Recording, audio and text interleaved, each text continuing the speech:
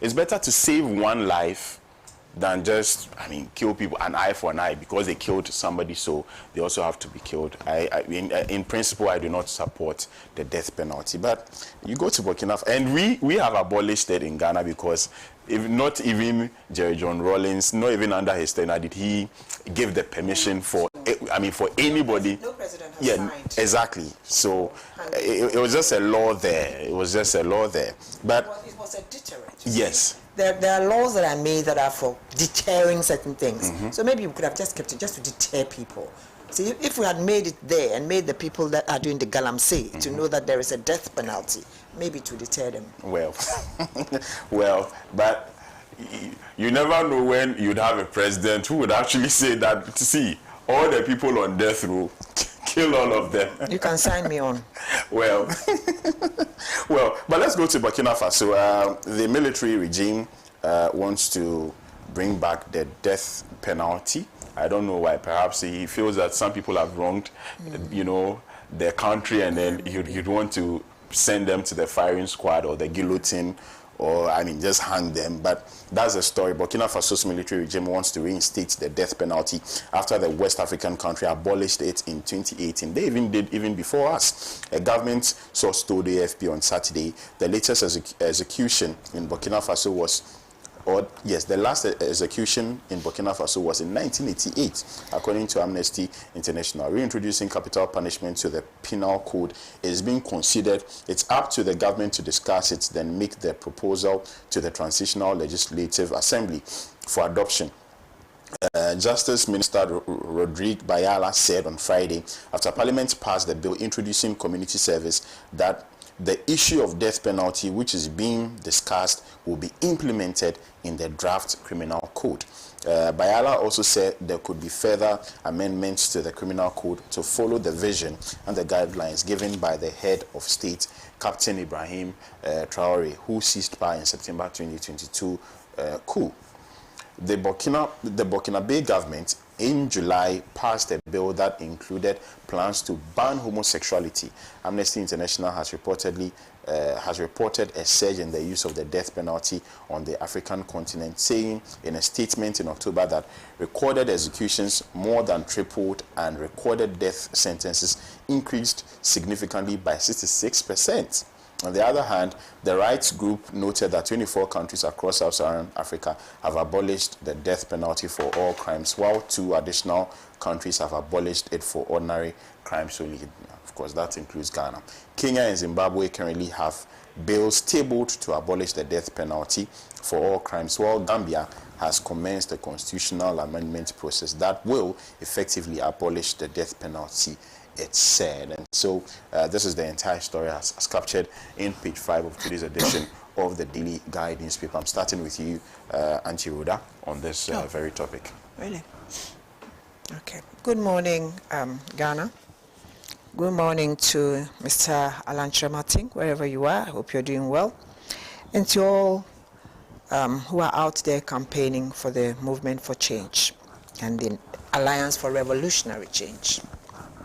Bless. No one wants a death penalty on his or her head. But unfortunately, sometimes people are forced to go and do things that normally they wouldn't want to do. Burkina Faso, as it stands right now, we've read that the last execution was in 1988. I was trying to see if it was a civilian rule time or military rule, because they've had their portions of military rules and civilian rules. If we look at the way things are happening in Burkina Faso, insurgents are attacking them, and of late I think about 2 or 3 attempts have been made on the life of Traore, the head of state. So I think it's on that note that probably they're thinking of a death sentence for whoever maybe would rise against them. There has to be some form of reconciliation as to who or what should trigger a death sentence. And for me, a death sentence would be for those who are like coup makers, those who are treason, those who also, if it can be proven that you've taken life. I think that as it is now for Burkina Faso, ISIS is in that region. And no one is going to tell me that if you get a member of ISIS, if you're able to go into an area where you see that ISIS has come in, you know, with Burkinabés or other fellows and massacred Burkinabés, such a person doesn't deserve to die also. Because if doesn't deserve to live. yeah, I mean, so if you kill people, you should also be killed. You understand? So I think that Burkina Faso has reasons for wanting to. I don't just think that if everything was well, they would come out and say that they wanted a death penalty back again. My view is that Tuareg is threatened. Burkinabés have not, some Burkinabés are probably, from the last government, are still hoping to come back, and they are doing everything possible, apart from attempts on his life. They are also joining the insurgents. They are also being unpatriotic. They are doing unpatriotic things. And for those kinds of people, I don't have any sympathy if the death sentence is brought back. The death sentence, I'm not asking death sentence for certain kinds of cases that may not be straightforward. You know, but I said it should be like death sentence for treason, death sentence for all those who are going to coup making, death sentence for any member of Burkinabe who joins ISIS, and its courts. It will serve as a deterrent for me. Well, right. I don't. We as Ghanaians, we have abolished it. Yeah. We have abolished it because we don't see those kinds of things. We don't have insurgents here. We don't have people going out there to kill people. You understand? And then most invariably too, we are not that kind of thing. But I'm saying that this is a state where they have jihadists, they have ISIS, they have all manner of people, and a state that is trying to establish itself. Forget about the human rights, whatever they call themselves. You know, Amnesty International and all that. What's happening in Gaza? What's Amnesty International doing there? What have they told Israel? You understand? And when you're talking about death penalty, my goodness, death penalty is part of what is happening in Haiti. When you have Western colonialists going into Haiti, taking everything, and the people are dying, that also deserves a death sentence for them, for me. So they should not be putting too much emphasis on human rights when it comes to certain situations. You know, because certain situations that have happened in this world, and it's happening now, they have not said anything. They don't have a voice.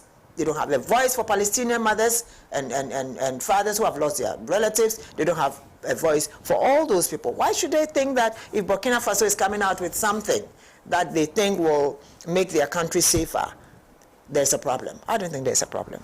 If Tuareg feels like he should. Yes. Thank you very much. Haji has been looking on, and I want to I want to believe that she begs to differ. Haji. Oh yeah, sure. Why do you think? Yeah, I think you do. Good morning to our cherished viewers, and then my two sisters here, and of course you. And then I would like to take this opportunity to say a very good morning to my flag bearer, Nana Kusha from Pomasa Ponkumankuma, and the MPs that will be able to file for. If Ghanaians will really bear with us what is happening in Parliament, I think they will take a clue, a lesson from what is happening, and then give other political parties the opportunity to be represented in Parliament. Burkina Faso, he said, Antiroda, you know, what I hate to hear is about this Amnesty International, what's the other name? Human Rights Watch. Yeah. The hypocrisy is legendary. I'm telling you. It's like animal farms. Yeah. You see?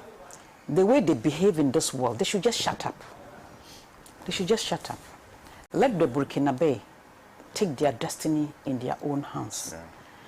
We are not in Burkina Faso, but we know what is happening. We've been hearing the number of attempts on the life of this young man who is transforming the economy of Burkina Faso, whether we like it or not. a desert country. Look at what they are doing. He's doing tremendously well. But they are not happy. Whether we like it, otherwise they are not happy. So whatever they will do to bring him down, they will do it. You see, it isn't, I'm not in support of death penalty, but I'm not sure that will be the solution. But I think maybe the Burkinabés, when they put it in their constitution, it will serve as a deterrent to some people who want to sort of misbehave. Let me put it that way. Because you know, if you do this, it's a death penalty. America, do they have death penalty or they don't have? I just want to know, please. I want to. They do. They do. Yeah. Why didn't they take it off their records? Even people. Not all the states. You understand? These are such a situation that you say, oh, why did that happen? But not people who take grenade and go and massacre a whole village. Innocent people. If you are fighting Tory, go to Tory. Why are you killing women and children? You see, for me, Burkina Faso needs peace. The young man is doing very well, and he needs the support of African leaders. The African leaders shouldn't look the other way and say, oh, because it's cool and blah. Meanwhile, people have institutionalized their coup agenda and became president for life in this sub-region, and we are watching them. We are watching them.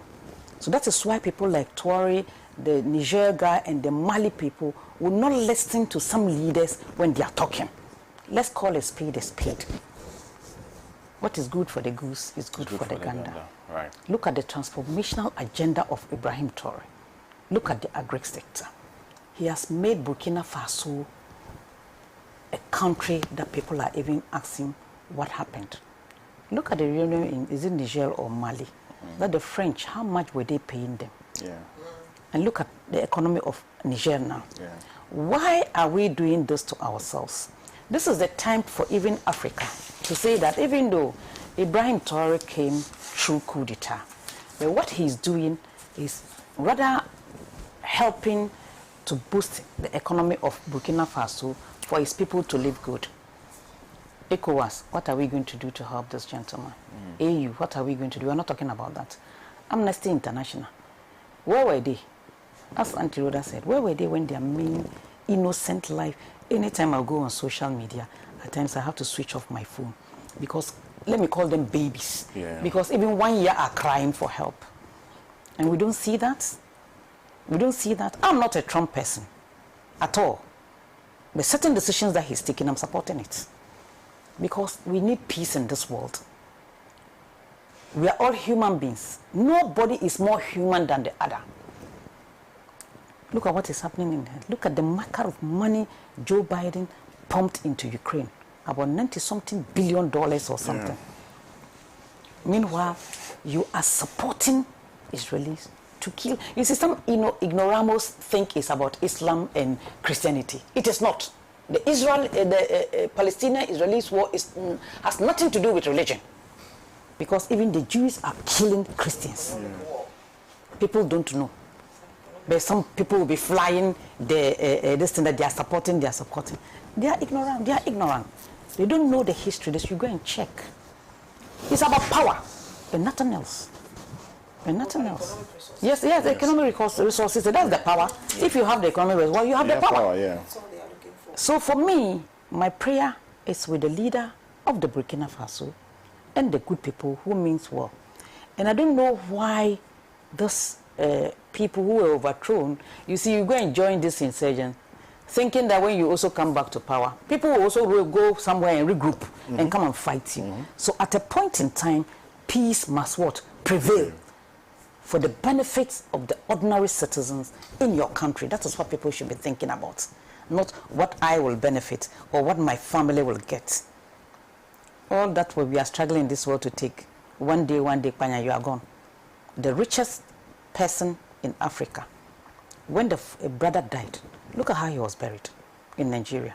You even know that it's a rich man's son. So all what we are struggling in this way is vanity. We should be very, very careful.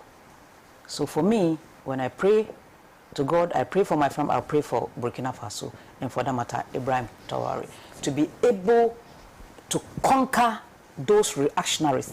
Look, You see, these BRICS people are joining. It will change the dynamics of this world, though. You give it some 5 to 10 years, it will change the dynamics. Because there's one particular country who doesn't want peace in this world. And they'll soon pay for it. Market today is what?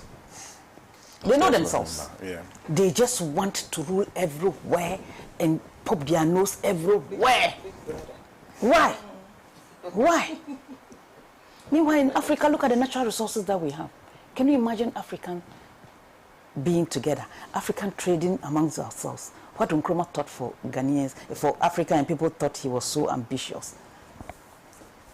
It took more than how many years when he died for Julius Nyerere to come and deliver a speech here. So some of them did not understand Nkrumah that time. But that time, this thing has already left the basket. Ship is gone. Because of personal interest, that is why we are here as Africans.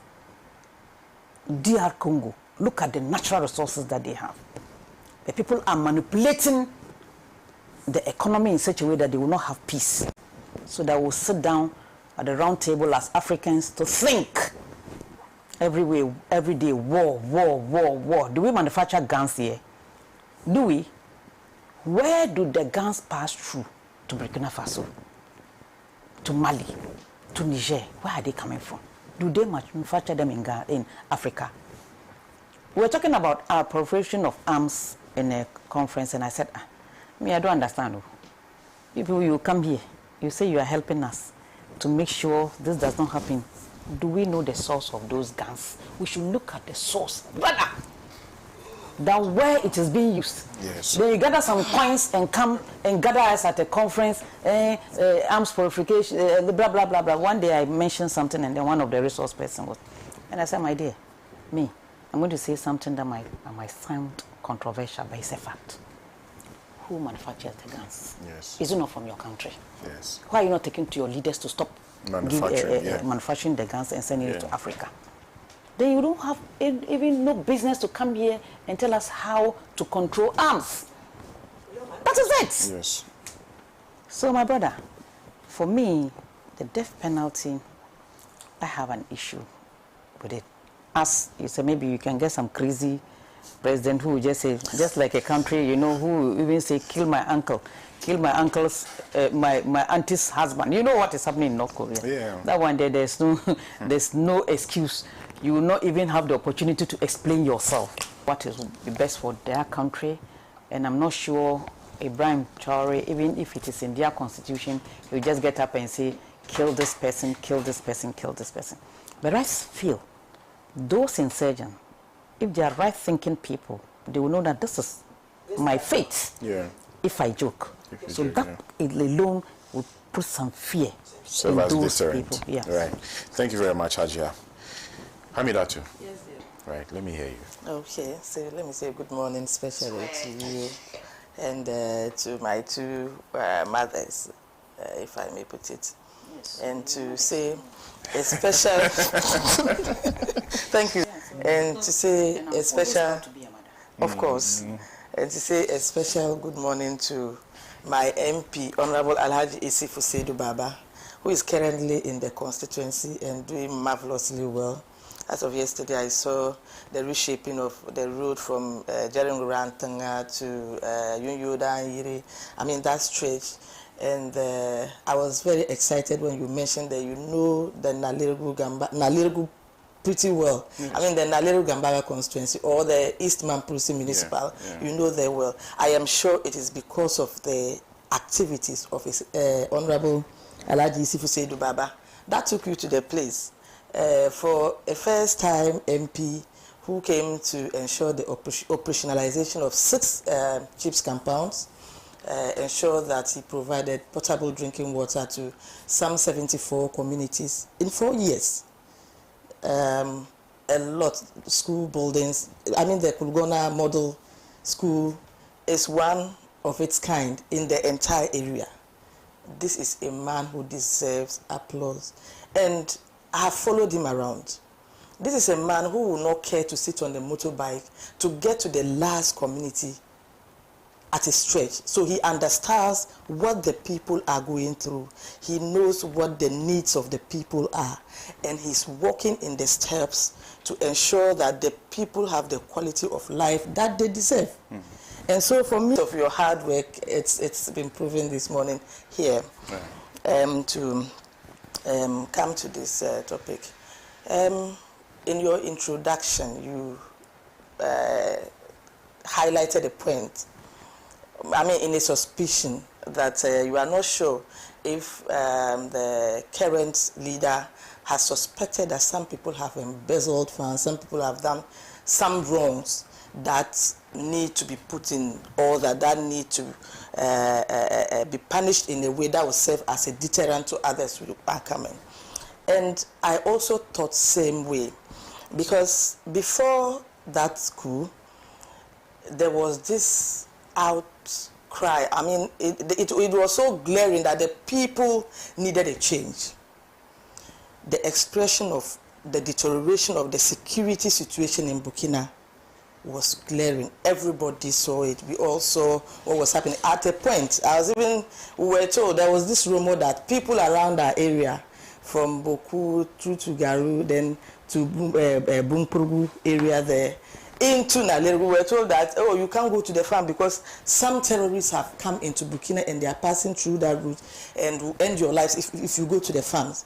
And so, like, that tension was there, the fear was there. And so around that time, there was the exposure of that deterioration of the security situation in the Burkina Faso. Now, I am a Burkinabe by origin, but a Ghanaian by birth. And we have family in Burkina Faso. Sometimes when you spoke to them, they were like, those days, I mean, if you took your 2 Ghana cedis, you could feed the entire household. But now it is no longer the same. People saw that government, people who were responsible, people who were put in offices to ensure that the quality of life the people deserve came to them, rather ensure that they had that quality at the expense of the socio-economic development of the people. And so around that time, you could see that people needed a change, and the change came. Now, if your suspicion or our suspicion is anything to go by, for me, I think that whatever you can do to ensure that there is that minimal of crime in society, you have to take that step. You have to take that step. But like, as Ghanaians as we are, who love peace, who have that empathy in us. I don't know if you've noticed that Ghanaians, we have this culture of empathy in us. You just feel that, oh, even though the person is wrong, but let's allow the person to go. Let's ensure that you can cancel the person. You have this situation where people think that canceling is going to solve the problems. It might not be. And so sometimes I have this mixed feeling whether we should go that radical way of ensuring that there's a death penalty for certain crimes or not. Now, we are not sure, or the crimes that will attract this death penalty have not been defined yet. And so we are not sure of what crime you will commit that will attract a death penalty. Now, let's take this issue of ending somebody's life and being rewarded with death into consideration. Sometimes we've had situations where people have been accused of ending people's life. You know how killings are done. So it might not be physical. It could be through other means. And so that suspicion that this person has ended the life of another. And it ends up that it isn't so. And like I mentioned, we are not sure about the definition of crimes that will attract this death penalty. And so before we'll be able to talk about it, maybe we would have to wait and see how things unfold, what definition of that has been entrusted in your hand, in a responsibility that has been entrusted in your care. Then we'll be able to talk more about it and decide or take a stance whether it is a step in the right direction or not. Now, I have always been concerned about how we manage are situations. Maybe we'll get there. Let's take Ghana, for example. A lot is ongoing in this country. And people are concerned about the way things are going. People are concerned about the way certain officials are behaving. When that Ndori came with the support of the citizenry, and after he became successful in the coup, you saw that there was that excitement in Burkina Faso. It means that he had support of the people he's ruling. And so assuming that in a situation like that, you have that support, the people looked up to you to punish people who misbehaved in their responsible roles. And so when you come, how are you going to punish them? What is the definition of this punishment? The second thing is that you don't even know what has informed this decision to bring back the death penalty. I mean, the news isn't clear. I will want to wait and see what really informed this decision to bring. I'm sure as we go on, the information will get clearer. We'll get to understand why this death penalty is being brought back, or the intentions to bring it back, and then the definition of crimes that will attract this death penalty. Right. Otherwise, we would have just a minimal of information to put out there. It's glaring. It's because of the killing and attacks on government. So let's wait for it. Also, the definition there is written on the walls. Either you can't tell. No, for a military regime there, it's written on the wall. You know It's written on the wall Yes. because it's a military. It's a military regime. You know A democratic when he regime was is different. introducing the topic, he even talked about, I think somehow we touched on this lesbianism. LGBTQI. So please. So please. And with Trump. Okay, I'm also with him. So it could be, We're all Trumpists it here. could be another reason. For all you know, what we are thinking is not God said multiply. it's not that situation, but it's because of LGBTQ that they are also bringing back the death penalty. It's not definite, but once it becomes definite, I believe we'll be able to. Right. Thank you very much, Hamidatu. Still to come, 4 MP seat saga, backbench swerves Supreme Court judgment today, and then see it to weaken further in coming weeks as demand pressures heightens. Joanna Jan cleared to contest as secondly High Court lifts injunction. If you're just joining us, this is the newspaper review segment of Good Morning Africa. We just exhausted our first topic. We still have 3 more to go if the time would allow us. But let me remind you that you can be a part of the conversation. Once again, the text line is 05599199802, or you can send us a WhatsApp message. I'll be more than glad to hear from you. Right. Today, there will be that ruling regarding the 4 MPs whose seats were declared vacant by Alban Sumana Kingsford Bagbin. A lot has been happening. I don't know if any of you have seen that video, that training video yesterday of Alexander Appiah-Markin, a Futu MP, where he interrupted a reporter who referred to him as the leader. He was insisting that the reporter refers to him as the leader of the majority in parliament and not the leader of the NPP caucus in parliament. They had a back and forth live on air, with regards to that nomenclature as to his position, as to the position that he occupies. But hopefully by the end of today, the Supreme Court would put a finality to this particular issue. But interestingly, yesterday, the Speaker's lawyers weren't present in court. They decided not to go. The Speaker wasn't there. The Speaker wasn't there. Thaddeus wasn't there as well. It appears that, and I don't think that today as well they are going to be there. But why has the Speaker decided to wash his hands over the weekend? Made some comments and said that, look, if there'll be peace in Parliament, then Speaker would have to be the one leading that charge, and it appears that he's not doing that. So why has the Speaker decided to wash his hands of this particular issue? Hamidatu.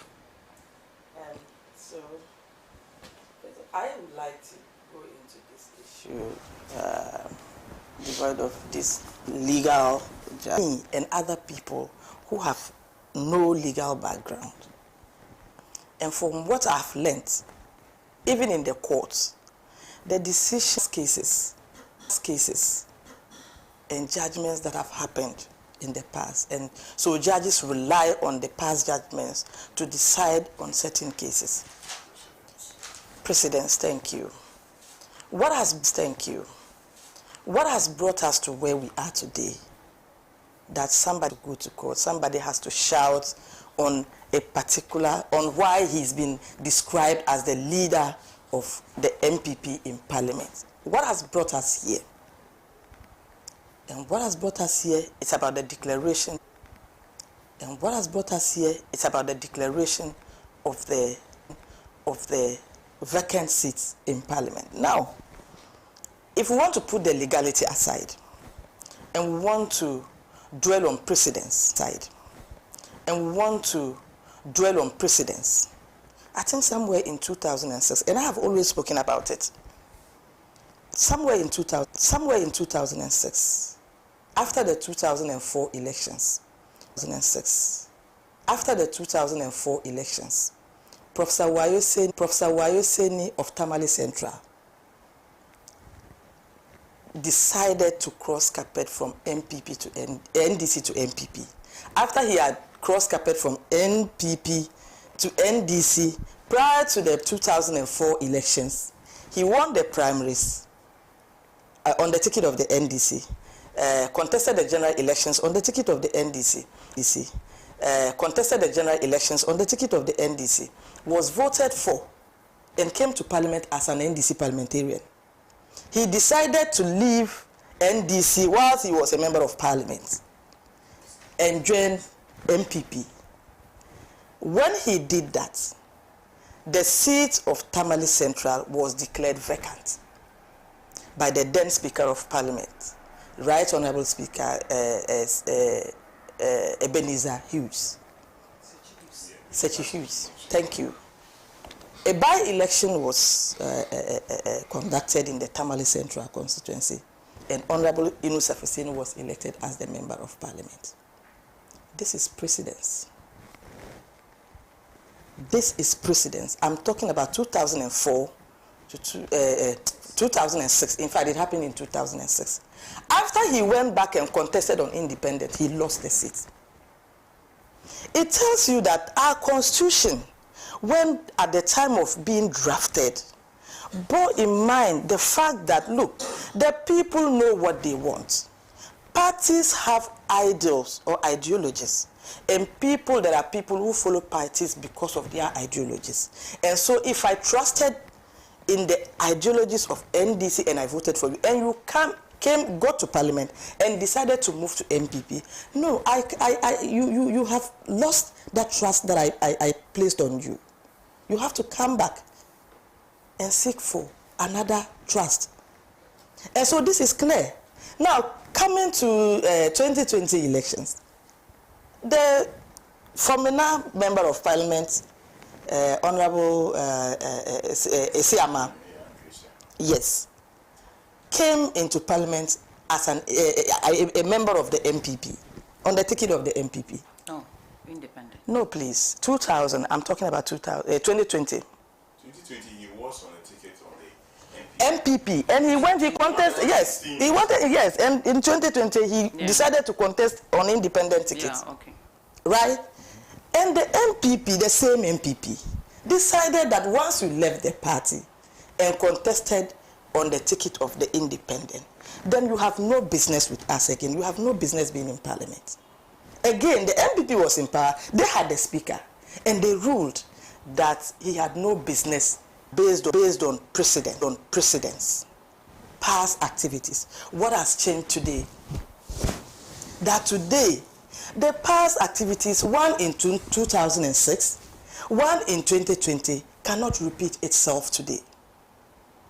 Now, I think that the drafters of our Constitution took into consideration the fact that it's not everybody who has that legal background.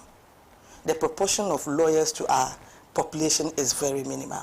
And as citizens, it is the Constitution that decides on what your rights, responsibilities are, what you should do and what not to do. And so drafters of those, as the MPP has always succeeded in doing, when it comes to the economy, they use certain economic jargons to confuse the people. I've always said that the day has broken, that the Ghanaian people are now interested in what happens. They read, they seek clarifications, and we understand what is going on. Now, Speaker's absence in the court yesterday and the absence of his counsel, I was also worried.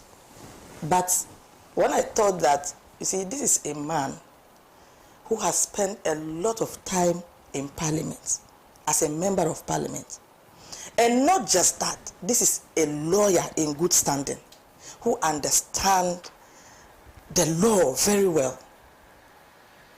Taking a certain steps should not intimidate me. It should not get me worried. And truly, when I listen to some lawyers in the, during the news, it now depends on what the court will do today. And I am waiting. I don't have that legal know-how. I don't have that legal insight. So I just want to be careful. But I know that the Speaker knows what he is doing. I know that the steps he has taken are in the right direction. And I feel that if indeed there's precedence and the judgment in courts are based on precedence, why can we not depend on this precedent? What has even changed? Is it that the MPP is taking, or the Nanado government is taking Ghanaians for granted, or what? But I've also always thought that this is a regime that every noble professional who associated themselves with Nanado and his regime, Nanado Bawumia regime, I'm telling you, they've been disgraced, they've been embarrassed, and the dignity is trickling down. The dignity is coming down. It's on the ladder towards downwards.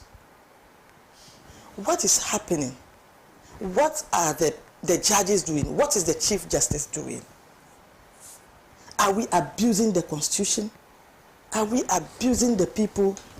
When I watched what happened yesterday, I felt so sad.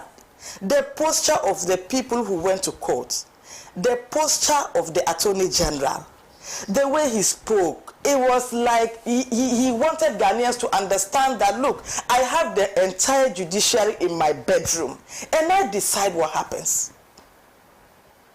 I decide what happens because I have the entire judiciary in my bedroom. Mind you, somebody tried to remind him that, look, in the case, in one case, I don't remember the case that was mentioned, he, the Attorney General, sought for an extension of time to file a memorandum of case. Now, what happened? That even if the Speaker hadn't filed that yesterday, he cannot also seek for an extension of time to file that. How does it amount to arrogance with the Speaker and doesn't amount to arrogance with he, the Attorney General? Is he a superhuman being?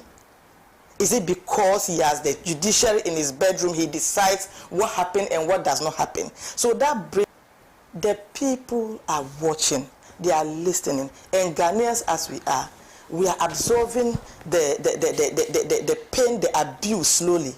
But when it gets here, please, you will not like us. When it gets to the brim, you will not like us. People are angry. There is that outrage of anger out there. You know one thing, people are angry. People are angry. People are hungry and are angry. And they are ready to make certain decisions. They are not ready to be abused anymore. They are seeking clarity to what is happening. And I am telling you, the Attorney General should be very careful the way he is moving. By now, divinity should have communicated to him that he has lost it. Unfortunately, maybe he doesn't have that spiritual eye. He doesn't have that divinity, that level of divinity in him. So divinity has spoken, and the Attorney General ought to open his eye. Otherwise, we'll get to a point where he will not like it. Right. Thank you very much, Hamida, too. I proceed to Hajia. Good morning, madam. I'm Sylvester from Shama. If Honorable Afenyo Makin decides to join or go independent, will MPP continue to keep him as a leader? Okay.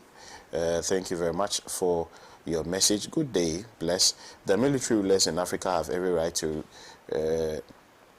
rescue their people from the shackles of neo-colonial masters like ECOWAS and African Union that are flirting with the Western powers to recolonize and exploit Africans. I hope our civilian rulers who rig elections and kill for political power will learn from the military rulers who come to power without any bloodshed. Ken Williams sent this one. Thank you, Ken Williams, for your message. Emmanuel Martin Oredo Obrempong from Kwehu Tafo says the Supreme Court today will finalize the take on the seats declared vacant, and this will bring understanding to both parties to know where they stand. But a bit of advice I'll give to the opposition NDCs to go down and work and seek majority and votes from there. The MPP means business, ready to get majority parliamentary seats, campaigning to Ghanaians in every single community in Ghana. Ghana, the Baumia, will be colorful. Protect free SHS by voting number 1. All right, thank you, Emmanuel Martin Oredu Obrimpong, for your message, and good morning to the people of Kwehu as well. Good morning, Bless. I thought the MPP said they have the men, yet they ran away from Parliament in fear of the NDC women. Abdullahi sent this one. Thank you. We in Bole in the savannah are ready for victory come 7th December and will not let the arrogant posture of Godfrey Dame, who is supposed to be a government lawyer, now against an arm of government. Shame. Bless. Please do me a favor to extend my greetings to Honorable Usman Chenche, the youth leader of Savannah, and Bawa Hudu inside Boli. Thank you for your message. You didn't tell me your name, though. Good morning, Bless. I thought okay, I think I've already done this message. Let me proceed to this one, which says, let the Supreme Court give any ruling to favor the MPP, but the consequences would be that an MP would always come in the name of a party and willingly join another party and not be tantamount to cross-carpeting. Mahama would win the next election. Okay, thank you for your message. Good morning, Bless. Please help me to understand whether the Speaker's ruling on the vacant seats out of the Constitution is out of the Constitution. So clear. Baban from Khalil, I've heard you. John Dramani Mahama. Okay, right. This message is a hoax. I won't read it. Yao Kisi Tadi said the country Ghana is tired of hardship, poverty, intimidation, and shared greediness from the corrupt MPP government. A vote for NDC's JM is a vote to distribute the national cake impartially for all to benefit. Regards to Lawyer Feido, incoming MP for Takrade constituency. Okay, thank you. Let me do this last one. Good morning, Bless. Those MPP panelists who appear defending the government will definitely vote for JM come December 7, but I can't say it publicly. From Benedict Agbosu, whole central constituency. All right, thank you, Benedict, for your message. Now let me come to Hajia on this subject matter. You as tired as I am with regards to what is going on. In fact, I would have wished that we discussed this matter. I'm telling you, to be frank, I'm even surprised that there was even a case being heard yesterday. Me, I'm light awful. Because when it comes to that issue, I've tuned my mind not to even be part of it. Right. For a good reason. If not because of the hung parliament, you wouldn't have heard this. True or false? Yes. Yeah. If not because of the hung parliament, you wouldn't have heard this. My niece here was talking about Wayuseni crossing, but that day it was like a concert, crossing from one end to another. We all saw it, feely. That was why we had the by-election, and my father Husseini came as the MP. But if you recall, the first example in this parliament, Fourth Republic Parliament, was my own sister, may her soul rest in peace, Hawa Ogede. Remember, she came into parliament in 1992 as an independent person. The next election, she contested on MPP ticket. You remember? Did you hear any noise? Boniface Abubakar Siddiq Salga, he contested independent. And the next thing, he was on MPP ticket. Did you hear any noise? Rashid Bawa, the same thing. So for me, I don't know what the NDC and MPP game they are playing with Ghanaians. And the person who took the matter to court, if I heard him right, said it's only the Supreme Court that can interpret the Constitution and give us clarity. Did you hear that? That's from Haruna Idrisu. At the end of the day, did the Supreme Court sit on the case or did not? I'm only following what. No, it was Haruna Idrisu. No, it was No. I didn't go to court. Listen to me. I didn't say Haruna Idrisu. You said the person who took it to court. That's what. Oh, sorry. The person who raised the issue. Yeah. That's Haruna Idrisu, who petitioned the speaker. That was what I wanted to say. Yeah. Yes. Sorry for that. Yeah. And I heard him. But at the last sitting that was adjourned, you know he couldn't talk. Did you see that one too? So I think both parties should look at the majority, the well-being of the Ghanaian people, because there are some businesses that they have to go and sit in parliament and finish it. How many days to elections? And we are fighting majority, minority. And then, you know, it's a clash of egos from both sides. This one will say, I was majority leader, I'm minority leader, I'm this, I'm that. Meanwhile, there are businesses. If you say government business, the government business is not only for MPP. It's for all of us. It's for all of us. Because if certain decisions are not taken in parliament, maybe to benefit the ordinary Ghanaian, we will all suffer. So why should 275 MPs take the whole Ghana for granted? They've held us on ransom. So that's what I'm saying. Me, I don't want to, because if I'm going to talk about this thing, maybe I'll say certain things. Maybe they will come and call me to come to the privileges committee, or even though I'm not afraid of going there. But I think it is a lesson for all Ghanaians if they are watching us this morning. Never again should you have a parliament that has the only MPP and NDC. It's a lesson. If someone say me, I'll vote for the person, whether it's good or bad, it's my party member, I'll vote for the person. And then it is a lesson for the MPP too. It is a lesson for them. Because, in fact, some of them, the decision they took, they would also went for the independent. If not because of your party, they don't know you. They don't know you. So the party has even given you a platform to be MP, to be minister. Then you say because you lost an election, you are going independent. Hajia. Wait, no, yes, go, so that I'll proceed. And the Andrew Esiama case is a classical example. No, that's what I was coming to. Yes. I was coming to that. You see, some of them, it's not just about losing an election. It is that they feel they didn't lose fairly. No, I was coming to that. Okay. Because there are instances. Yeah. Me, my friend is Cynthia Morrison. She's my personal friend. But when I looked at the votes and where she placed, I was like, if there was rigging, maybe you should have been second or third.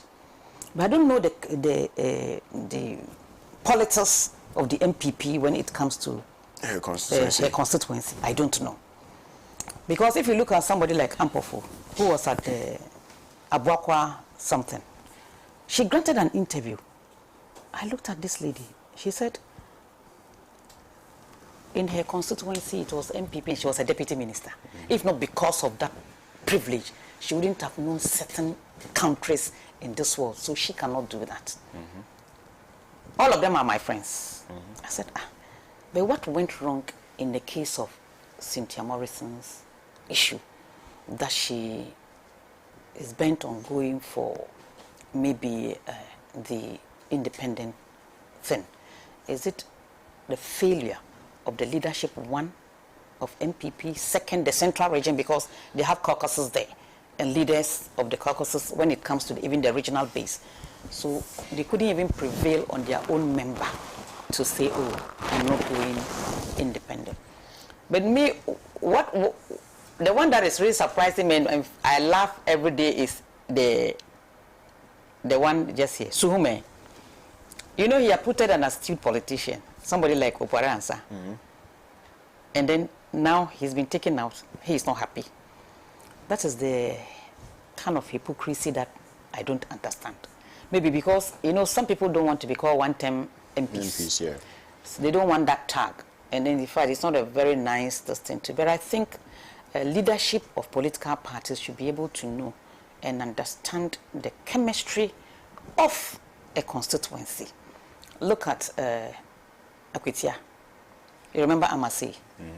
Whom did she approve there? An astute politician like Baba Jamal. But just one term, and then she was removed. What happened to that seat? The MPP lost that seat.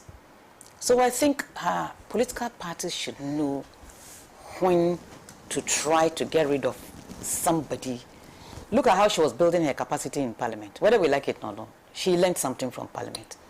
And I remember I visited Parliament to observe parliamentary proceedings that day that she said that I will flew or something. And people were laughing. And do you know, people like Oslausu, like my own constituency MP who has just lost her primaries. So me and you are our darling.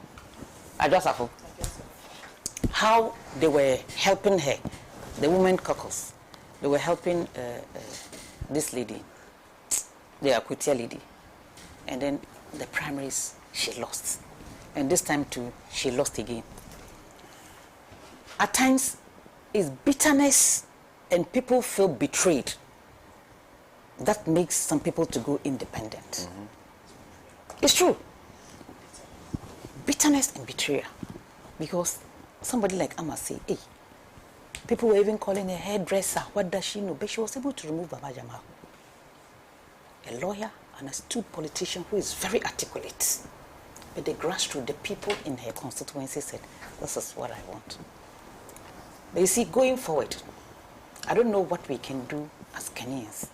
Because if we are not careful, our parliament will be full of people that we don't know where they got their monies from to win primaries. And our democracy will be at risk. That is what I'm looking at, not this vacant seats or thing.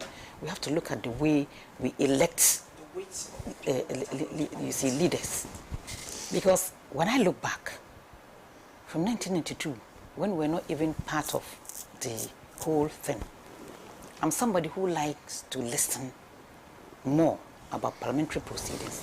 At times we sneak and go to parliament, and if you see the way people are arguing, and then it was Madam Hawa Ogede who made some of us to be going to parliament just to watch her as an independent candidate. Fast forward 96, look at the richness of parliament, the caliber of people, the argument.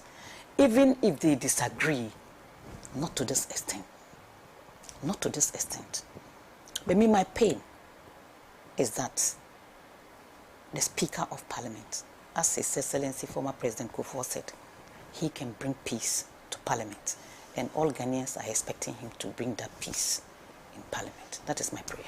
All right, thank you very much, Haja Amdatu Haruna, for your submission. Auntie Rhoda. I think we've overflogged this topic all through the week. We continue to talk about it. Today should be the end. Yes, hopefully. because we've been talking about it, and you know, it's like a stalemate. It's become a bit scratched now.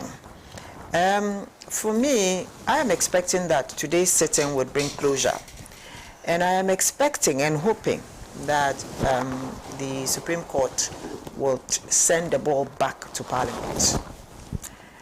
Because I think that this particular case could have been dealt with between the leaderships of the two parties in Parliament.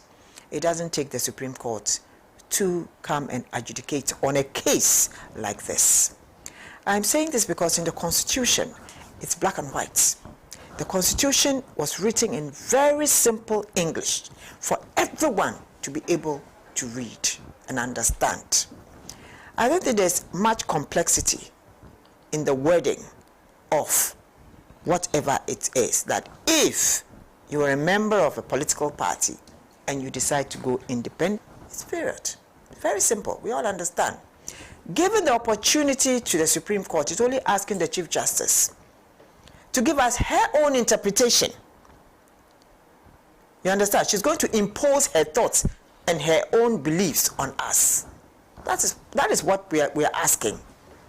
And unfortunately, Ghanaians have a problem which says that over 65% of us do not believe that the Supreme Court is neutral and all that. So whatever comes out from there, there will be still that idea that they are speaking for a certain group of people, or they are there for a certain group of people. I wish and hope that they will send the case back to back, such that they have all the techniques that they can use to solve this problem. There was no need in the first place for Honorable Afenyoba case to jump to the Supreme Court. You could have even gone to the High Court, which is responsible actually for these kinds of cases. Before going Appeals Court, then Supreme Court, but then you just jump him. That is bad. What does it show? That you know people in the Supreme Court and therefore you'll go there and get whatever judgment you want, and you want to show power? That ego will not work, because the man who's sitting there as Speaker is a rock. He's not also going to take anything or a fall.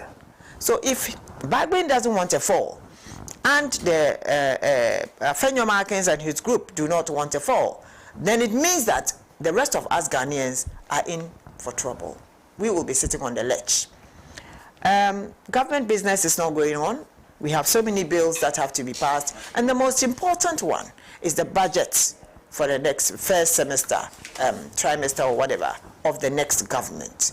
So I am looking at a situation where Ghanaians at this moment in time, where these two people, the duopoly party, MPP and NDC, are taking Ghanaians for a ride.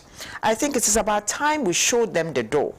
There are so many Ghanaians that have also have ways and means of managing this country. I am appealing to Ghanaians that it's time for us to try an independent presidential candidate. We wouldn't have had this majority and minority, you know. So a government in power and a government in opposition. Maybe that somebody has suggested that instead of minority and majority. And a government of national is advocating for that all Ghanaians should be given the responsibility to be leaders in their own rights, and also execute the thoughts, their visions, and everything to the betterment of this country. I am looking at a situation where we stand now, where there were so many MPs who had wanted to go independent, but for that clause that if you cross carpet or you came out as independent, you will lose the opportunity to belong to the New Patriotic Party. They stayed in. So if this thing passes through, that you can cross carpet or you can decide whilst you are in Parliament that I am no longer a member of this party, I am going independent, but I am still a member of the MPP. That's what it means. If the Supreme Court should say that whatever they said stands, it means that you can now be in Parliament, be a member of the MPP, decide to go independent, and still be a member of the MPP, which is not in their constitution. It goes against their constitution. The very constitution that was used to take out Nano Hininto, Adoye, and Boniface, and all the other people who joined Alan Chiramatin. The double standards that the MPP is exhibiting is what is sickening. Your party regulations state it. So you have two people, a certain and an elected MP that is being put out there for 2024 at a grounds. What are they talking about? What are they going to be talking about?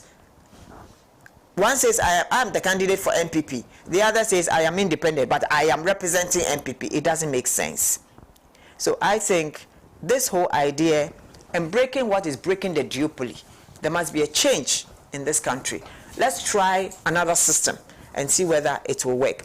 But as for the Attorney General, I feel sad for him because it seems every time he gets the opportunity, he wants to set up lawyers admit because Bagbe's lawyers didn't come, they didn't respect that. Please, that is not for you to say. That is not for you to say. Go and speak your matter. But stop setting up lawyers against the bench. It won't happen. Most lawyers respect the bench. It's not for you to go and sit there and try to put their heads together. It's not right. In all these things that we're saying, Ghana is the ultimate, that we all want to have peace and tranquility. I think that this situation in Parliament is not doing us any good. We all need to be able to at least sit back, soberly reflect on what it's doing to us, and give the Movement for Change, the Butterfly, and Mr. Alan Kyerematen an opportunity to serve this country. Then maybe the two people, NPP and NDC, can go back and think more, take some lessons, bring up fresh ideas for the next coming. But for now, Ghanaians need that change. We need to change. Right. We need to go for an independent presidential candidate who will work with everyone. Right. Government of national unity. Right. Thank you very much. Thank you very much, Auntie Rhoda. I'm doing a few more messages, but you've been looking at me. Something you want to add? Having that too. Sure. My mother made some reference in the past, and I think it's fine. But I believe that the drafters of the Constitution took cognizance of future occurrences, future situations like this, and that was why those clauses were added to the Constitution. Like Auntie Rhoda said, the Constitution is very explicit. I mean, like I said in the beginning, it is not everybody who is a lawyer who understands legal language or terms, if you like. So because of that, the drafters of the Constitution made sure that when I, the layperson, relative to legal terms, take the Constitution, I should read it and understand. The other thing is that the fact that there is a law, there is a clause in the Constitution that has not been invoked. Nobody, I didn't dispute that. Maybe you didn't listen to me. I'm saying that it's because of this hung parliament. That is why we are hearing this. And it's true. That is what I'm saying. I started my distance submission on that. So there was no need. The framers of the Constitution, witches and teachers and whatnot. The lawyer didn't come, so they made it in simple language. That is what I'm saying. That it's because of the hung parliament. You wouldn't have heard that. I agree actually to that, by the way. Okay, so the fact that somebody doesn't invoke the law, it still stands there. It lies there silently until you invoke it. Until, for instance, we are in this house, me, you, and Auntie Rhoda. One of us is a thief, and Auntie Rhoda was robbed, but she never complained. You are robbed. The fact that Auntie Rhoda didn't complain doesn't mean that what you have done is not wrong. And the fact that she didn't complain doesn't mean that disputing that there fact. Could be something right. Nobody on this panel has disputed that fact. The reality of the matter is that there has been precedence. We don't need to struggle. Those who are dragging us on the floor and trying to blackmail the speaker, not the right thing. They did it. You've done it before. You have shown us the way. And we are walking on your steps. They should just take it back to Parliament. I agree. Let's get back there. The Constitution is very explicit. I mean, it's because there's a hung parliament. Yes. If there even in the yes, it won't happen. You know what? You mentioned something because you said there was a precedent. I'm not sure this was tested in the courts. No, it wasn't. It wasn't tested in the courts. Yes. Because if you are saying in 2020 we didn't have a hung parliament on precedent. We didn't have that precedent. In 2020 we didn't have a hung parliament. Yes. But when the former MP left and contested on independence, the Constitution was invoked and the right thing was done. As for now, the NPP wrote, the NPP wrote to the speaker because they wanted to punish him. We don't even need to They wrote to the speaker because they wanted to punish him. There's no point. And right now, move away from that. I'll read. Almost how many months? They know what to do to bring peace because they have brought us to where we are. They know what to do to bring peace. We are watching. You are we're waiting for what the court says today. It will be interesting. The speaker can bring peace. Don't you think that? Oh, But the MPP so those who are creating this situation, if he can't call the MPP, he can't call the NDC. That's why I'm saying that he can bring the peace. There was a recall, right? Yes. The MPP was absent. Were they there? Did you listen to Honorable Ken Ejapan? Yeah, they didn't go. I mean, you are. And I mean, it was Afenyomakin who rushed to court in the first place. So there's no maturity in the leadership. The leadership lacks maturity. That is it. Some of them, I think so. It lacks maturity. Look at the way he engaged the reporter yesterday. Yeah. I mean, it doesn't show maturity. It doesn't matter if you've been in a constituency. No, it doesn't show maturity. He's not. I mean, the maturity is a question. There are question marks on the maturity. Yes. So a lot of people have been saying that if Osechi Mensah was he will not. It's lack of maturity. You see, when we listen to the speaker, that before anything is discussed on the floor, he meets with the leadership. Yeah. And they come to some form of consensus before they go out. Yeah. So what happened this time? Is it that they didn't meet for any form of consensus before Afenyomakin decided to just go out and take it to the Supreme Court? So you rush there. And when you went there, when you went there, it was confirmed. Because there have been cases before the Supreme Court affecting people. And it's still there. And this one, within 4 hours, the Supreme Court was able to sit on a Friday that it normally doesn't do, and then come out with a recommendation. So it means that there's something. Afenyomakin believed that when he went to the Supreme Court, he was going to get it. That's how come he rushed there, which is wrong.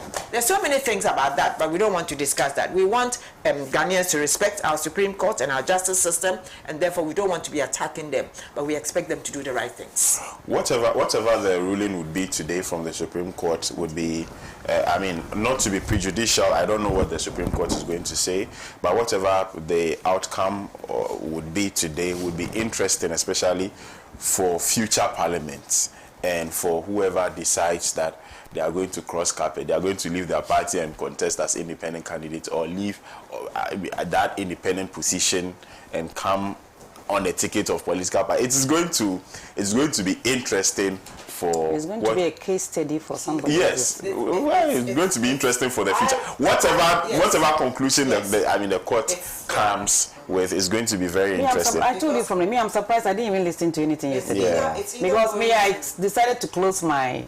Because it wouldn't have been an issue. There are so many things that needs to be tackled in this country, and this 4 vacancies have taken all the discussions away from people drinking with the animals in the same stream and other things. Galamsey. You see, it has taken. You see, the fact that against Galamsey was high on the agenda, only for this thing to come and be and we have forgotten about that. I think that's in fact, at times I don't know whether it's intentional. I don't know. That's what I was going to say. I don't know. Some of these things are just brought in for us to start discussing issues that are not relevant and forget about how the exchange rate is now getting to 18 and stuff like that. Forget about how Dumso is still affecting us. I had my lights going off and on. I had to put off everything, and later on I'll just put on the generator for the rest of the day. So I think that this thing today should be the final. We should put an end to it. The discussion should be over. You understand? Because and I am very, very interested in today's yes, for a particular reason. When that judgment is given, I'll come back here and give you the reasons why. Right. Good morning, Bless. I'm watching you live from Savlugu. My regards to my favorite comrade Hamida too. My question of the day will be, will MPP allow Cynthia Morrison to use their party colors, and what brought about MPP's clash with her? MPP will continue to chase their own tail. All independents are yellow. Right. In fact, Joe Biden spent over 170 billion on Ukraine, plus what's yet to be spent in his remaining days. Mark Savenga from Bongo SOE for Alan. Okay. What Trump said. Last this check for is that when it comes? He's cutting. All wars must stop. Yeah. Not just the war, but the salary of some people. Yeah. Will be on hold. Right. When Africa, we need less than how much? Zelensky. No matter what be the case, John Mahama is coming. Okay, you didn't tell me your name and where you sent your message from. One day in this country, someone will be in parliament on the ticket of the MPP and will be contesting the next election as NDC candidate. And will say its future. Is the former MP an MPP or not? Interesting times ahead. Isaac Asase, Isi Obolo Sport, Kukuring to me. Thank you, Isaac Asase, for your message. Good morning to you and your panelists. This is Adam Kula from Tamale Central. The speaker will always accuse Supreme Court and Nanado. We Ghanaians on the back of Speaker, we are going to guide and protect the Constitution of Ghana. We will not allow notorious people to come and destroy Ghana. NPP, you know your time is up. Go back to the bush. Send my greetings to Haj Tanko Maida. Okay, thank you for your message. Very well received.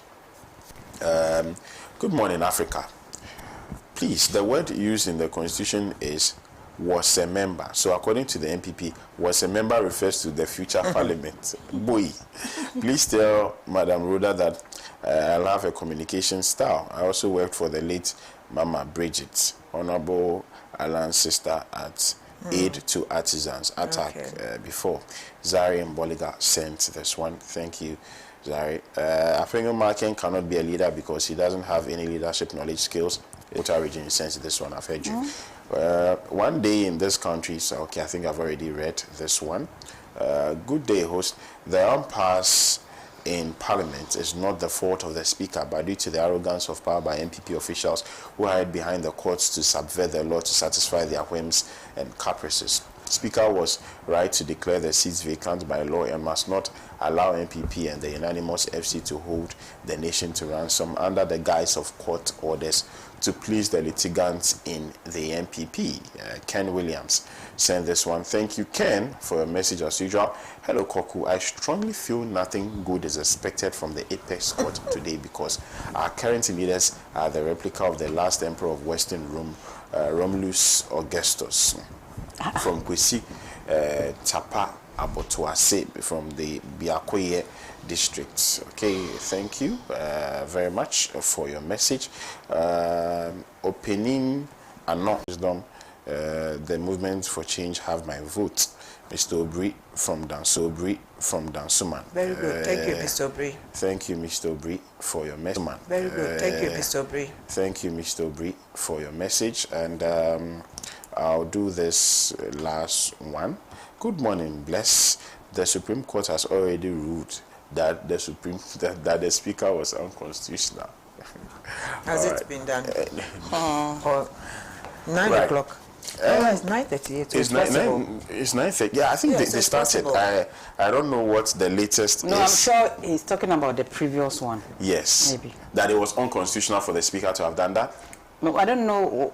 What was? I mean, I feel he's being sarcastic here. Maybe. Yes, perhaps. Yeah. Perhaps. Yeah. Perhaps. Maybe, but they're Possibly sitting. so. But they are sitting. They are sitting I won't be today. surprised, especially when the Speaker's lawyers aren't present. I feel this could be. That doesn't affect. No, I feel like it could be quick because if you are not there, They'll read their judgment. yes, they'll just. They'll just read their judgment. But This can be in maybe, what was the Attorney General's name? We have astute lawyers there with reputable this thing. Attorney General's office. No, I'm talking about my dear Hamida, who says he thinks he have them. He cannot have them in the because I don't want to mention names of the Supreme Court judges. I'm telling you. You see, when did he become a lawyer for people like Auntie Mariam, Jed Tanko, Unicolin, all of them to be no. You see, if maybe we are not happy with the judgment of the Supreme Court, we should be careful because when this man was taken to the Supreme Court, he was freed by the same Supreme Court, the majority-minority leader. Now, I don't know how to call them, majority-minority leaders. I don't. So, you see, we have to be very, very careful. If you are not happy with certain decisions, that doesn't mean that we should ridicule, bastardize the apex court of this country. else it will. We born out of perception. Exactly. but they are they all sitting at the same time? They are not all sitting at the same time. But it is born out of. So you can say those who sat on the it is born out of perception, especially when the former interior minister would come out and tell us that if it appears that their judgments are always in a particular. In I think that was 2009 or so. The CJ at that time brought out an automated system. Who was the there was a perception. Georgina Wood. Yeah. Georgina Wood came out with an automated system, and that system was because of the perception at that time that she was leaning towards a certain group. And the automated system meant that if you were going to sit on a case, they will put everybody's name, and automatically some names will come. So you don't know who is going to sit. Yeah. You understand? Yeah. Now that, for me, is transparency. That, for me, is something that it has been used until Enim Yebua came and stopped it. This President CJ2 has stopped it. She only uses it for certain cases in court, in the high courts. You see, but we are saying that bring that one back. That one is fair. It's fair. Yes, that one. But when we always have the same names, it's like a certain group of people. Other people that you think should be there are not there because it's perceived that they are supported. So the CJs have selected them. Okay. You understand? But we are saying that there's an automated system whereby the CJ's name is even inside it. And she may not sit. Okay. You get me? That was supposed to be Then automatic. They should change the way it is You see, done. but you can't come and decide to push that aside, and when you have any case that seems political, you put certain people that are perceived to be sympathizers of a political party. You don't do that. I think we should have spoken against it when Enim Yebua decided not to. Yes, Enim Yebua started it. Yeah, because I don't know who stopped it or who started it. Who started it, I know, because but who stopped it, I don't know. Sofa Akufo used it. You know, all the other people used it. The court has ruled. Yes, I'm seeing that. Please, can I? Also, I saw it on that the speaker was unconstitutional. It was unconstitutional of the speaker. So what is their interpretation of Article 97 G and H? Because we are all interested. No, you see, I was saying something this morning when the speaker declared the seats vacant. As we all say, we are all not lawyers here. I don't know whether there is some kind of complication in that our constitution, because if Article 97 is clear, why is it that in that same constitution they say subject to the interpretation of the Supreme Court? You see where the confusion is? Yes. And whether you understand me? That's where the confusion is, because I remember Haruna Idrisu saying that it is the Supreme Court that would. I have the video. There's Haruna Idrisu saying it. That the Supreme Court will decide. Yes, that's the Supreme Court will decide. The video. Yes. But you see. But that's why I'm surprised. Last week, or was it this week, when they called and then the MPP did not come? I have the video to the leader, and even the journalists were urging him on to say something. Yeah. He couldn't say anything. So I think that maybe he didn't know that it would take that turn. That's what I'm thinking. Because if you've taken something to the speaker, and the speaker has ruled on it, he said it will be subject to the interpretation of the Supreme Court.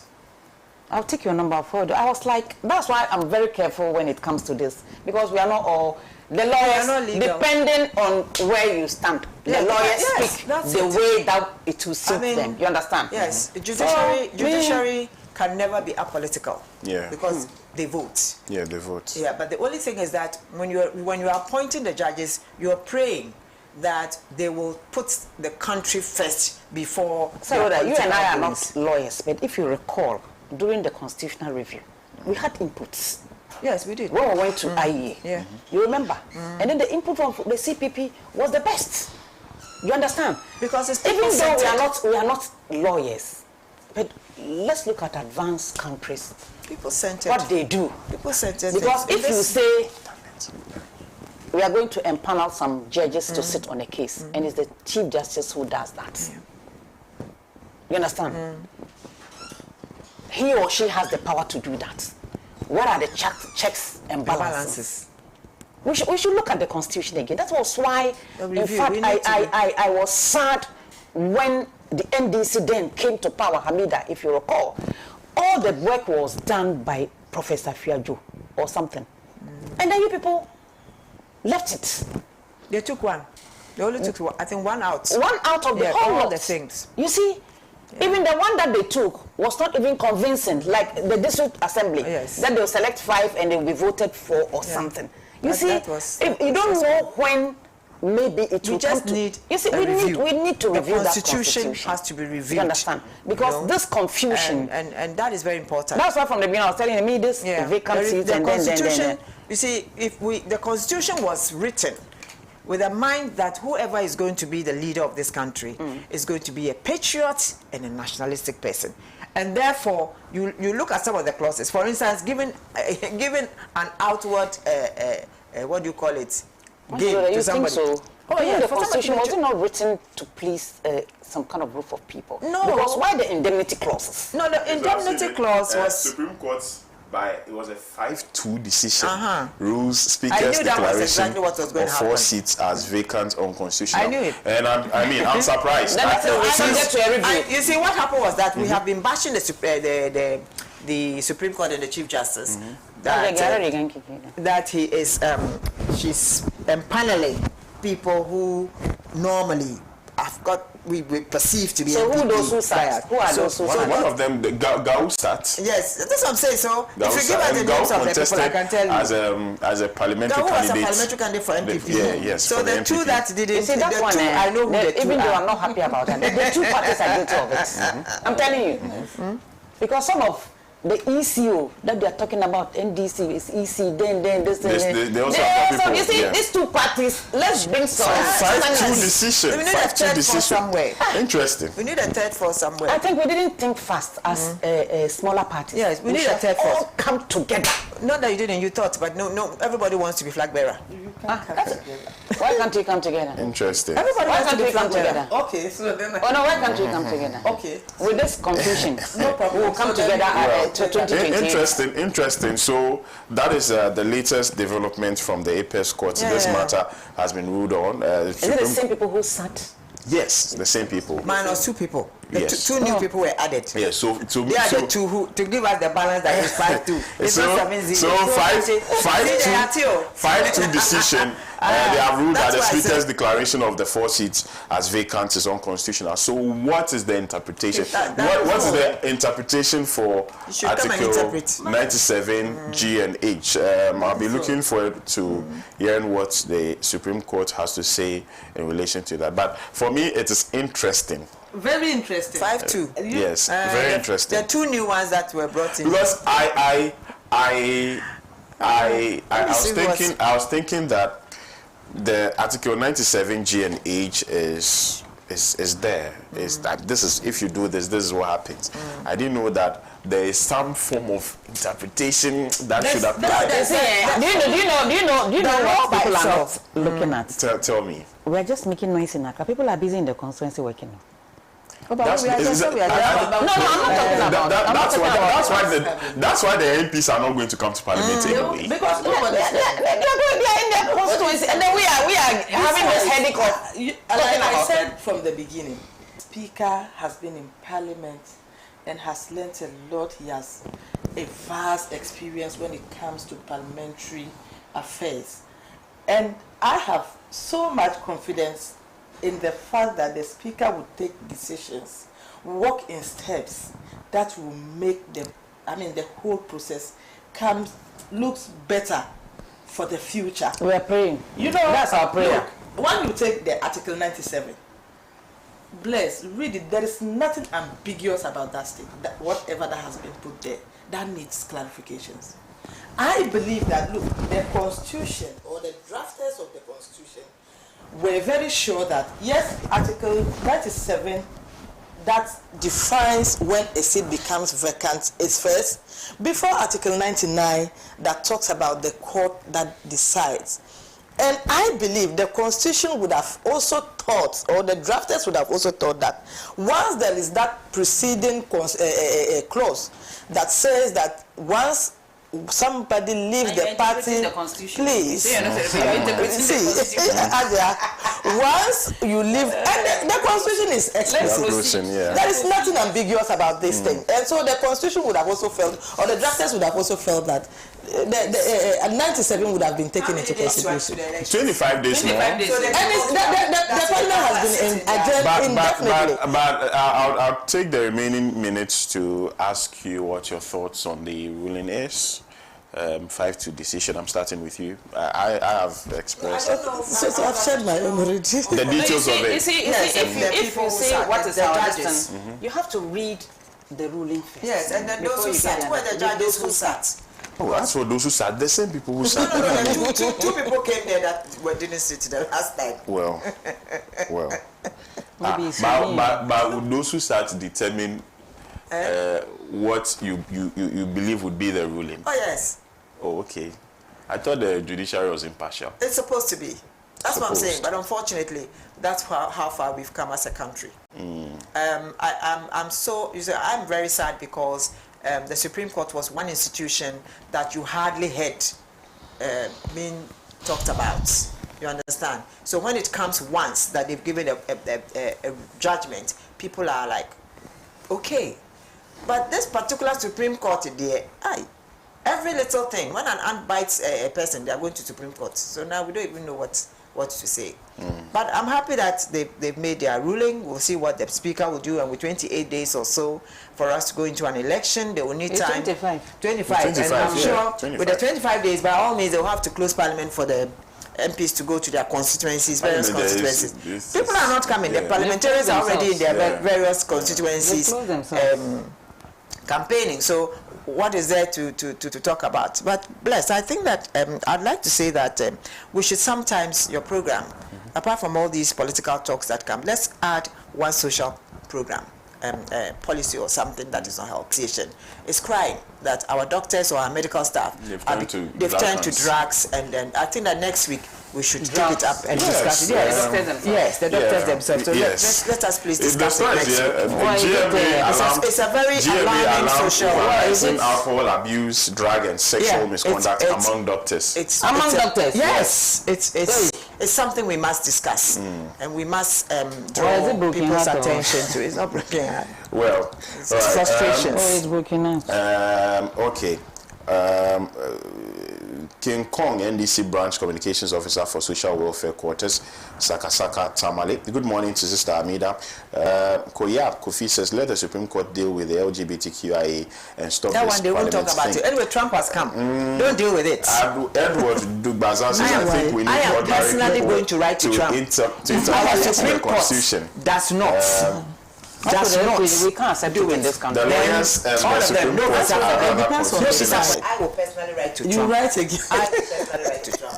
If the Supreme Court does not give this ruling within the period that we have, time, no visas for them, their family members, and anybody. Right. As Auntie Rhoda, I beg to differ about this visa. They shouldn't use US visa to Huna. But that is what they do. You see, they shouldn't use it to Huna. But you know what? You understand? Our leaders are worshiping the visa.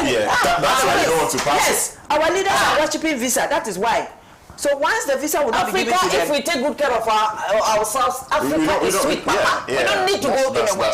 You and I too have looted. Yeah. I read the last messages. Kofi says, did MPP come with their seats from home to Parliament that they claim NDC has taken? I think all of us will take our how many are the MPP and how many are the NDC that they are claiming MPP as the majority? Which seat is Article 97 asking the MPs to vacate? Is it the one they are occupying now or the future one they are not guaranteed? How do you vacate a seat if you don't occupy it and say it is futuristic? Edward says, I think we need ordinary people to interpret the Constitution. The lawyers and the Supreme Court are rather confusing us. Okay, all right. Thank you so much for your time. Our time is up. I want to thank you, Haji Amdatu. My pen. I think we are going to see you next probably after the elections. She's going on break. But Yes. She's going to break after the social elections. issues. You see, why I'm breaking is because this politics is too much. As Auntie Rhoda said, I think you are a politician. we should. I'm a politician, but I'm a human being. Yes. Please, human people are suffering. You understand? People need certain The social things The social things affects I'm the from a very socialist people party, we are you asking understand? to vote for us. And we need some more social interventions in this country. We have everything that will prepare us to the next level. So that is what we should be talking about. Right. Hamidatu, thank you so much for your time this morning. The people of Nalerigo have watched you this morning. I'm very pleased. And, you see, people don't know that even we belong to different political parties, but when we leave the shores of this country, we are one people. Oh yeah, That's true. that one is true. I am somebody who is promoting this, not today. You know, the CPP and NDC are on a platform called Women Academy for Africa, WAFA. We've trained women from the CPP and the NDC. We just came back from Botswana for an election. But you know, the NDC women's organizer was not physically present. She joined us online, but I campaigned for her to be the vice chairperson of that organization. That is Ghana. Okay. That is Ghana first. You understand? That is Ghana first. When we go out there, we are together. Yes. And when we come, It's we our behave as if we are enemies. We are not in enemies. Such a way that, because I'm the commissioner in charge of West Africa. I've been since 2000 and something. And then now I've been able to bring Nigeria on board. I'm bringing Togo, Benin, and the Socialist Party. And then the people were like, oh, as soon as they said vice chairperson of WAFA, and then somebody raised, and I raised their hand, the person put their hand down. When I nominated, and then somebody was going, the woman said, Hajia has nominated, put your hand down, put your hand. Because they know I'll beat them. Because our campaign, I'm looking at Ghana, not my individual party or something. And we are all on the same platform, working for the women of this country. That is how we should be behaving. Because it hurts me the way we behave as if we are enemies. I don't like it. Right. It is not within my... It's our party. Right. So Thank you. congratulate myself and congratulate Hanabisu. Congratulations. Congratulations to all of you. Right. Thank you so much, Maja. Thank you, Hamidatu. Thank you, Auntie Rodlin Ayana, for your time this morning. And to our cherished viewers, thank you, as usual, for always making time for us. We appreciate that. And it is because of you that we exist. Thank you so much. I'll catch you same time. My name is ALORMASOR. This has been the newspaper review segment of Good Morning Africa. Do have a pleasant morning. Bye-bye.